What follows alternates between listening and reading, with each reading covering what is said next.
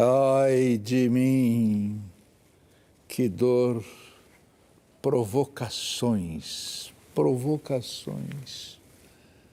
12 anos completos no ar, caminhando no incerto e idolatrando a dúvida. Agora, o ano 13. Este programa pode não ser uma janela aberta para o mundo, mas é certamente um periscópio sobre o oceano do social. E vejam só quem está aqui hoje. Ele é um dos maiores nomes no design gráfico e das artes plásticas desse país. Mas, grande provocador, não lhe basta o que os outros dizem sobre ele. Ele próprio se diz um perfeccionista em constante êxtase criativo. Parece que ele viveu por muito tempo de pensar cartazes, logotipos, ilustrações, capas de livros e criação de marcas. Mas será que tudo isso não é pouco para o grande artista plástico que é? É o que vamos saber dele. Ele é Guto Lacaze. Guto Lacaze. Você se considera um artista plástico completo? Eu não sou completo, mas eu já pratiquei e pratico todas as modalidades das artes plásticas, né? O desenho, a gravura, a pintura, o objeto, a escultura, instalação, performance, vídeo. Chega. É muita coisa. É muita coisa. E como apareceram o desenho gráfico e as artes plásticas na sua vida interiorana de São José dos Campos? Então, eu, na verdade, sou arquiteto. Me formei em São José dos Campos, que foi uma escola piloto, uma escola experimental, que a ditadura fechou em 1974. E aí eu vim para São Paulo e comecei a trabalhar como arquiteto. Mas também gostava já, na escola, de artes gráficas, que era desenhar logotipos, ilustração, cartazes. Aí eu me associei com 3 colegas em tempos diferentes. Então, com eles, eu me formei profissionalmente em artes gráficas. E artes plásticas foi mais tardio. 4 anos depois que eu me formei em arquitetura, eu entrei num concurso de artes plásticas e ganhei um prêmio. Comecei a conhecer artistas, visitar exposições, e aí meio virei artista plástico, uma coisa que eu não imaginava que eu poderia vir a ser, né? Dizem que as pessoas vão ser na vida aquilo que lhes cura os males da alma. É o seu caso? É verdade, porque na verdade eu fui salvo pelas artes, assim, que eu estava meio na área da ciência, eu tinha estudado eletrônica e não ia ser um bom profissional em eletrônica. Então eu fui salvo por essa área das artes, assim. E quais são os seus males da alma? Os meus males da alma, acho que são iguais aos de todos, né? Eu me entristeço, né? Agora mesmo eu estava conversando com o motorista que me trouxe, que infelizmente eu não guardei o nome, da miséria exposta em São Paulo, né? Isso da Cracolândia, dos miseráveis que eu vejo na rua Pamplona diariamente. Então, assim, na verdade, os meus males são os males dos outros, né? Eu tenho os meus também, mas me incomoda muito a miséria social, né? A ostentação, né, alheia, assim, me incomoda muito. Então, esses são males que me afligem, né? Como você chegou à Bienal? A Bienal, eu levei um projeto, porque a Bienal, em 85, a Sheila Lerner, que foi a curadora da Bienal, ela abriu para quem quisesse enviar projetos. Eu enviei um projeto e ela me retornou com uma carta muito bonita que eu guardei, dizendo que eu estava sendo convidado, porque meu trabalho era expressivo e fez elogios assim que foi praticamente um concurso, né? Apresentei um projeto e entrei na Bienal. Daí para Paris. Tremeu? Foi bem engraçada a viagem para Paris, porque foi a primeira viagem para o exterior que eu fiz na vida. E eu fui sozinho. E um caipira total, assim. E lá alguém do museu ia me aguardar, e essa pessoa não apareceu. E aí eu fiquei em pânico total, assim, foi uma vergonha. Pânico, mas em Paris. Pânico em Paris, assim, foi chique o meu pânico, né? Mas depois eu logo encontrei um amigo na casa do qual eu fiquei, e aí eu fiquei 2 meses lá, foi bem bonito, assim, eu consegui ficar à vontade em Paris, assim, né? Como o público e a crítica te receberam em Paris e em Nova York? Em Paris foi zero, assim, eu fui achando que eu estava levando um trabalho muito importante, que era com 26 aspiradores de pó, assim, era minha primeira instalação, que é um trabalho bem marcante, mas a crítica não falou absolutamente nada, porque eu fazia parte de uma exposição maior chamada Modernidade, organizada pela Araci Amaral, que foi quem me convidou. E aí o meu trabalho, embora fosse grande, importante e tal, diante de artistas como Tarsila do Amaral, Franz Krasberg, o Baravelli, trabalhos mais históricos, né, Sassilotto, o meu trabalho para os franceses não representou nada, assim, eu quebrei a cara, assim, a minha vaidade foi ferida, assim, né? E Nova York? Nova York já foi mais legal, eu recebi, acho que 2 linhas no New York Times, foi mas depois também eu nunca mais viajei, foi, assim, uma coisa muito fugaz, assim, a minha... Mas o New York Times é grosso. Mas eu guardei, achei engraçado. Aliás, um primo meu que escreveu para o meu pai dizendo, eu estou aqui em Nova York e acabei de ver o nome do Guto no jornal. Foi a minha carreira internacional se esgotou aí, né? Eu não sou muito fã do Brasil pela população, assim. Prefiro morar fora mesmo, porque eu acho que é meio diferente, sei lá. Já fui para a Argentina, deixa eu ver onde mais. Para Espanha. Porque eu sou torcedor do Barça, quero assistir o time lá, o Barça jogando lá. Não me vem, assim, eu vou fugir dessa questão. Você é uma enguia, hein?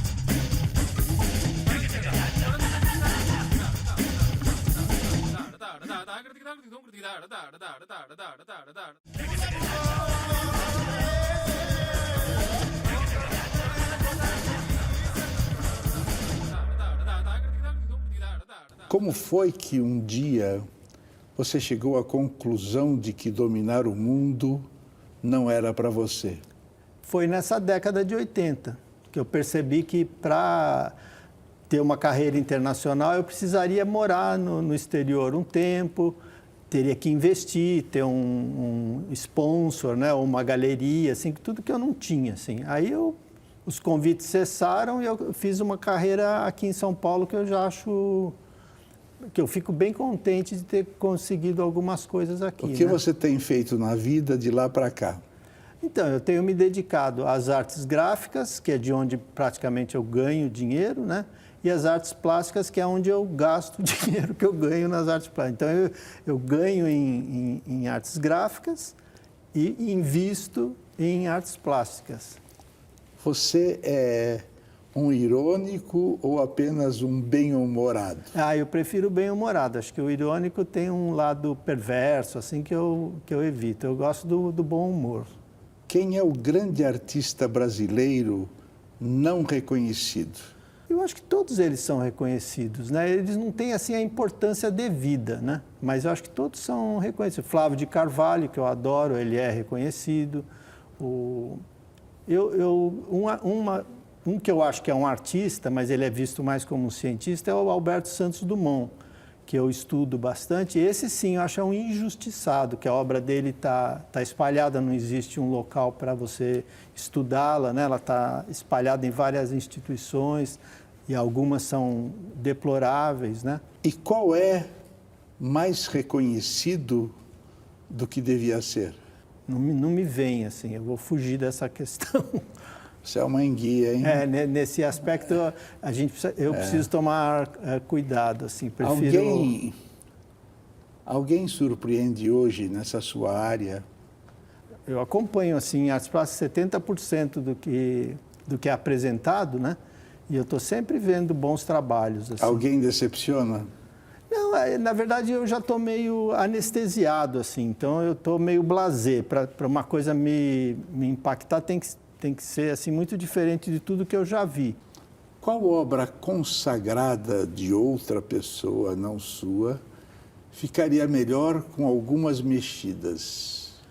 Então, uma vez eu falei isso no jornal e veio uma legião não, na verdade, 2 pessoas me criticaram como que eu falava aí, como que eu estava dizendo aquilo da obra de Picasso. No Guernica tem uma lâmpada acesa, assim, que me incomoda muito, eu não entendo aquela lâmpada acesa com os raios, assim. Eu, se fosse ele, teria pintado uma lâmpada apagada, né? Porque era um momento dramático, assim. E como eu falei, você fala, como você está criticando a obra de Picasso e tal? Então, e tem também uma pintura que é famosíssima, que é Le Déjeuner sur l'herbe, do Manet, que também tem um erro de perspectiva nela. As pessoas estão num lago, mas pela distância, assim, do desenho, não daria para elas estarem... A perna não está na profundidade correta. São mas observações que Mas o Manet fez 1000... Não, ele fez, é uma pintura linda, mas ela tem, para o meu olho, ela tem um erro de construção. Mas aí, se você fala isso, é uma observação, cá entre nós, entendeu? Que ninguém nos ouça, né? Eu contarei para todos. São coisas que me chamam a atenção, que eu falo, se eu me encontrasse com o Manet, eu ia falar para ele, por que você fez isso, né? Às vezes ele deve ter tido uma boa razão. Você é dos que acham que seu trabalho só pode interessar aos olhos da classe média para cima? Não, pelo contrário. Eu já tive essa experiência várias vezes, durante a montagem de um trabalho, ver as pessoas mais simples, os faxineiros, o eletricista, fazerem comentários mais eruditos do que gente dita do meio cultural, né? Então, eu acho que as pessoas...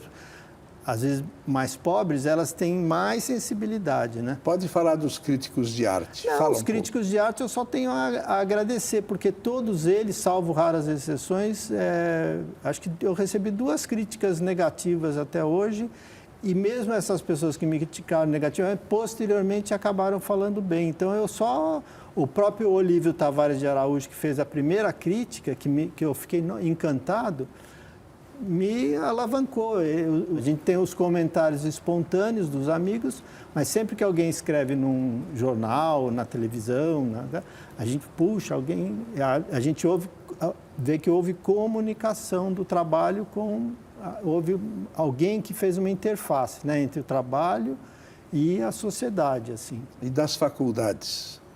Das faculdades, que faculdades? O que elas acham? Não sei, assim, falar genericamente, eu não sei das faculdades, eu não sei, não entendi essa pergunta. Tá bom. Guto, eu vou fazer uma fácil. Como estão a educação e a cultura em seu país? Eu acho que eu colocaria a saúde, a habitação, né? Eu acho que é uma situação muito triste, assim. A gente tem avanços, mas eu vejo... que está tudo muito descuidado, né? Olha, a cultura, eu acho, a cultura se refere quase aos 2 polos, né? Se tem cultura, tem educação. Se não tem educação, não tem cultura. Então, está mais ou menos balanceado, não está muito bom, mas que não está também das piores, mas poderia ser bem melhor. Porque a educação nas escolas, a gente não aprende muito nas escolas, a educação tem que vir dos pais. Não tem o que fazer em São Paulo para melhorar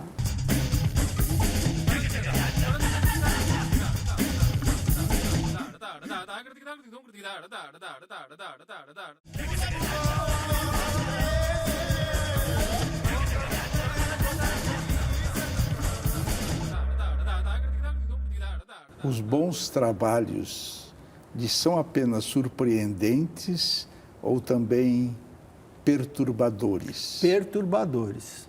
Eu acho que essa é a palavra. Eles apresentam assim questões que você fica inquieto, que você tenta decodificar, fala, o que é que eu estou vendo aqui? Isso eu nunca tinha visto. eu preciso estudar mais, eu preciso conhecer mais a obra desse artista.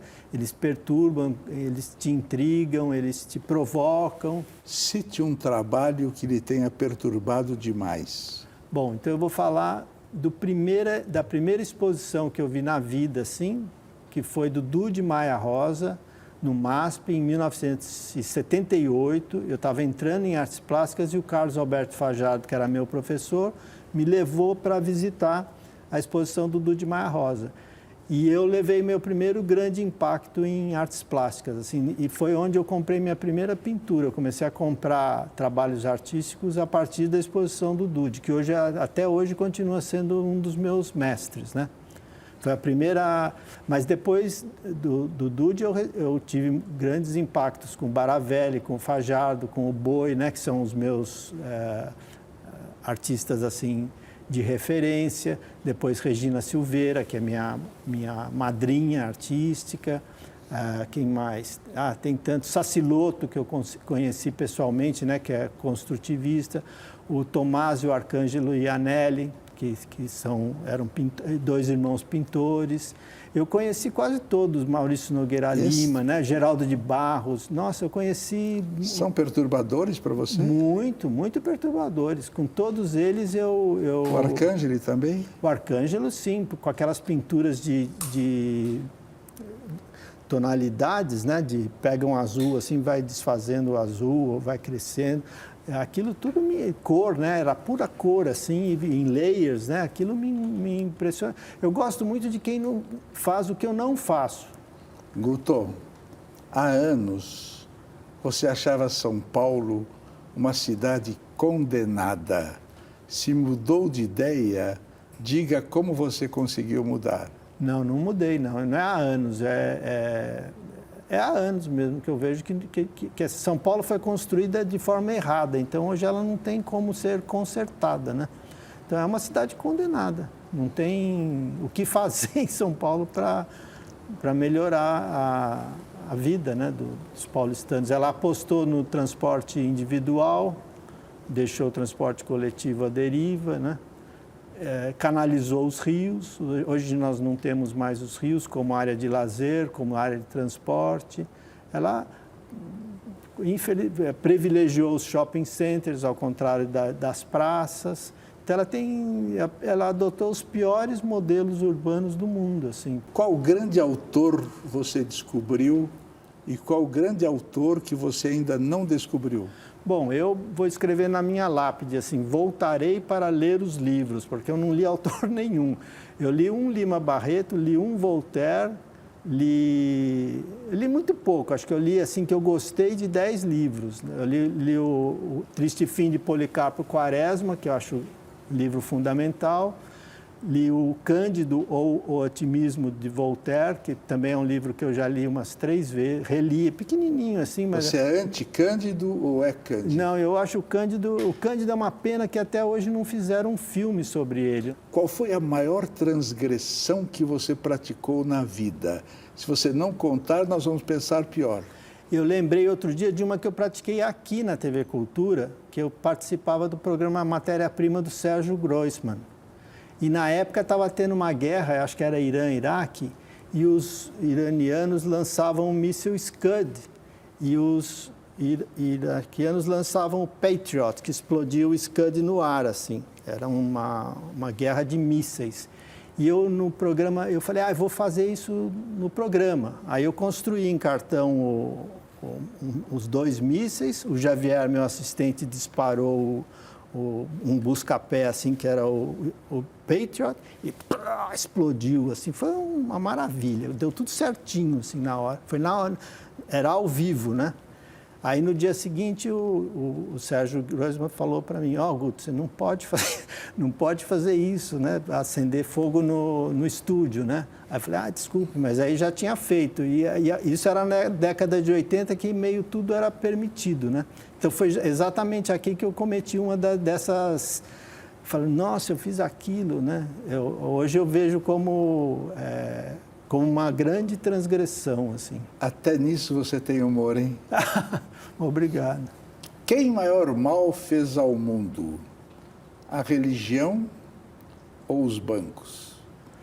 Olha, eu tenho com toda a admiração, que é um paradoxo, né? Por exemplo, eu sou de família católica e a Igreja Católica, ela construiu um patrimônio cultural invejável, né? As igrejas, assim, as pinturas, esculturas. Você está falando da caça às bruxas daquela época? Não, mas não é só daquela época. Muito antes da caça às bruxas, eles já tinham, né? As cruzadas, né? O que mataram de gente, o que a Igreja Católica matou, mata e matará, né? Como é que você gostaria de morrer? Eu gostaria de morrer dormindo. Caso haja reencarnação, como você gostaria de voltar? Como é que eu gostaria de voltar? Eu gosto muito dos roedores, né? Do rato, castor. Eu sou rato no horóscopo chinês, então eu tenho uma simpatia. Mas, por outro lado, eu gostaria de voar, né? De ver o mundo de cima. Então, eu ainda não decidi o meu... Você mente? Minto. Minto pouco, mas minto. Essas mentiras que o americano chama de white lie, né? A mentira branca, assim, que às vezes você tem que fazer uma mentirazinha para seguir à frente, uma mentira. E a pessoa que escuta sabe que você está mentindo, mas ela também vai cometer a dela, tal. Mas não sou uma pessoa mentirosa, eu sou verdadeiro. Assim. Você mas chora? Eu chorei muito por causa de mulher, assim. Fui muito traído, então eu chorei, assim. E diante da beleza, você chora? Não, a beleza me alegra, assim. Eu não tenho... A beleza O que você fez com essas mulheres?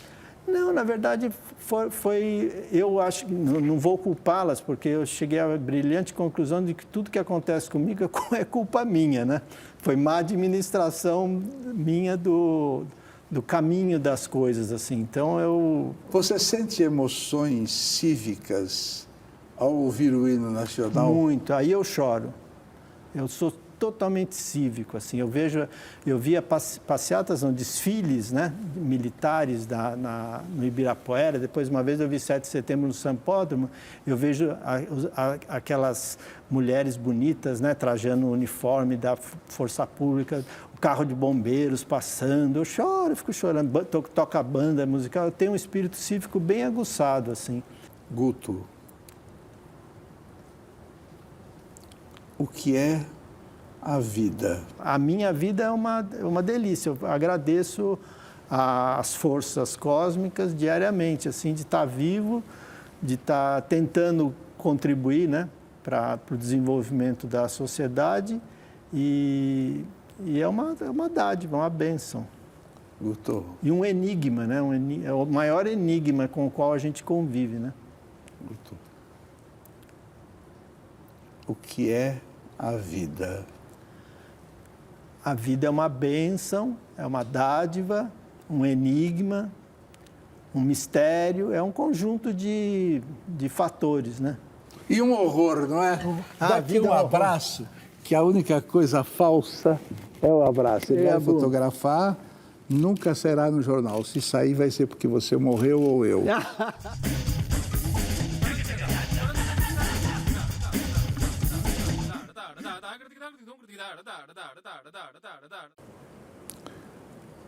É por não ser ambicioso que não tenho convicções, como as entendem as pessoas ambiciosas. Não há em mim nenhuma base para uma convicção. Só os aventureiros têm convicções. De quê? De que têm de vencer. E como as pessoas são covardes, os que têm convicções vencem.